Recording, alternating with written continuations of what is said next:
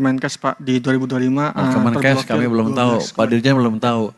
Tapi lain kali kalau Kemenkes ngadu jangan ke DPR, kan dia pemerintah, minta ke presiden lah. Berita satu Pak, izin Pak mau bertanya terkait keluhan kepala daerah nih Pak, para kepala daerah mengeluhkan DBH atau dana bagi hasil itu belum cair Pak.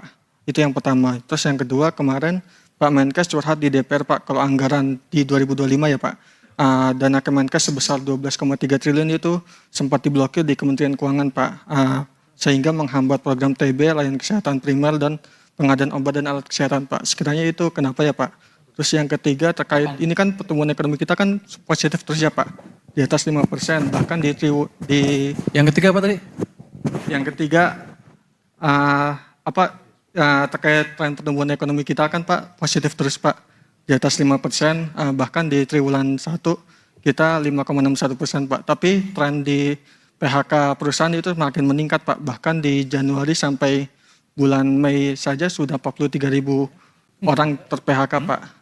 Sekiranya itu ada, kenapa ya Pak, ada anomali seperti itu Pak? Terima kasih.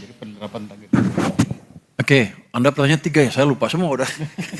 DBH belum cair. DBH belum cair. Ya, Gini, DBH kan di undang-undangnya disesuaikan dengan kondisi keuangan pemerintah. Jadi kan kita lihat dulu seperti apa. Dan kita perhatikan juga daerah-daerah yang kurang seperti apa sih. Kita monitor betul setiap daerah.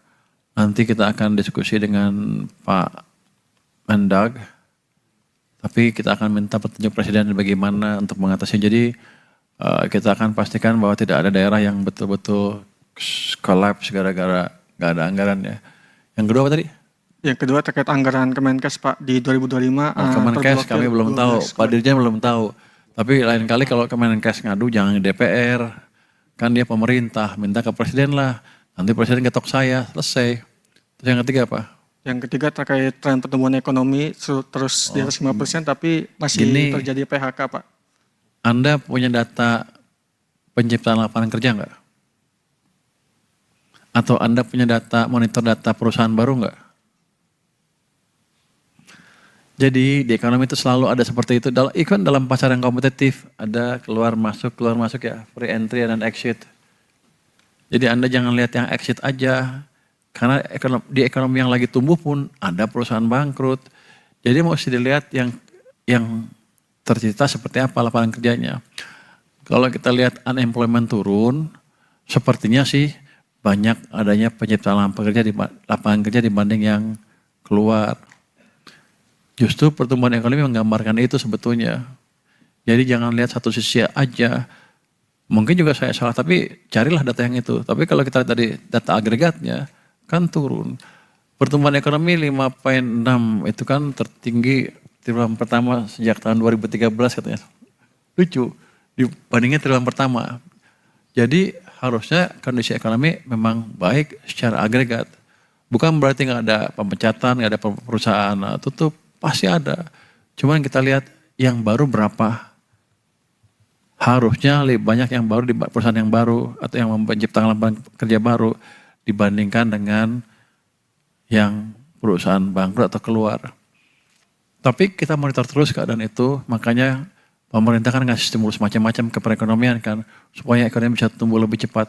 Jadi kalau ekonomi tumbuh lambat, nanti itu banyak yang terjadi tuh, pemecatan-pemecatan dibanding perusahaan-perusahaan baru. Jadi kita dorong ekonominya di level makro ya, angkanya seperti itu.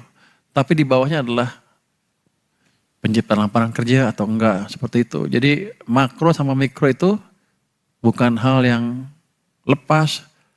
Makro kira-kira adalah penyumbulan dari mikro. Nah, mungkin makronya bagus kalau mikronya jelek. Kira-kira itu.